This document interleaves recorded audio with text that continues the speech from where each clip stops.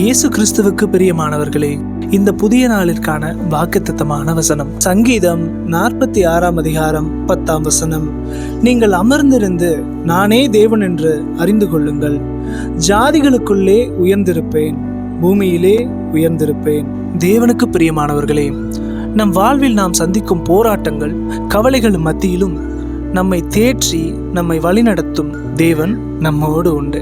இந்த வசனத்தை நாம் தெளிவாக புரிந்து கொள்ள வேதாகமத்தில் உள்ள தீர்க்கதரிசியாகிய எலியாவை எடுத்துக்காட்டாக எடுத்துக்கொள்ளலாம். எலியா தீர்க்கதரிசி பெரும் பயத்திலும் சோர்விலும் இருந்தபோது தேவன் அவரிடம் பலத்த காற்றாகவோ பூகம்பமாகவோ அல்லது அக்கினியாகவோ வரவில்லை.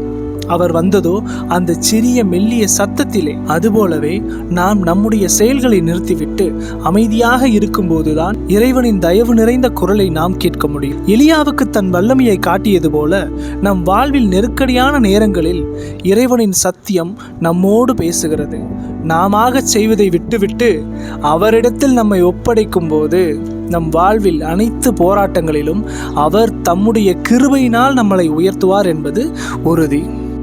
இந்த நாளுக்காக ஜெபிப்போமா? எங்களை அதிகமாய் நேசிக்கும் எங்கள் அன்பின் பரலோக தகப்பனே, உம்முடைய தயவுக்காக நன்றி, உம்முடைய கிருபைக்காக நன்றி ஆண்டவரே. இந்த வசனத்தின் மூலம் நீர் எங்களோடு பேசினீர். எங்களை அமர்ந்திருந்து உம்மை கவனிக்க பழக்கப்படுத்தும். எங்கள் வாழ்வில் வரும் சலசலப்புகளுக்கு நடுவிலும் நீர் மட்டுமே தேவன் என்பதை நாங்கள் அறிந்து கொள்ள உதவி செய்யும். எங்கள் வாழ்வில் ஒவ்வொரு அடியிலும் உம்முடைய சத்தியம் எங்களை வழிநடத்தட்டும் ஆண்டவரே. நீர் ஜாதிகளுக்குள்ளே உயர்ந்திருப்பவர், எங்கள் வாழ்விலும் நீர் உயர்வீராக. நாங்கள் மீது முழுமையாக நம்பிக்கை வைக்கிறோம் ஏசப்பா. இன்று பிறந்தநாள், திருமண நாள் காண்கின்ற உம்முடைய பிள்ளைகளை ஆசீர்வதியும்.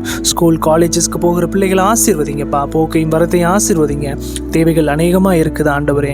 இயேசுவின் நாமத்தில் தேவைகள் எல்லாம் சந்திக்கப்படுவதாக முற்றிலுமாய் பேராய் உமது கருத்தில் ஒப்புக் கொடுக்கிறோம். நீரே ஆளுகை செய்து ஆசீர்வதிப்பீராக. மீட்பெரும் அருமை இரட்சகருமாகிய இயேசுவின் வழியாய் ஜெபிக்கிறோம் எங்கள் ஜீவனுள்ள நல்ல பிதாவே. ஆமேன், ஆமேன்.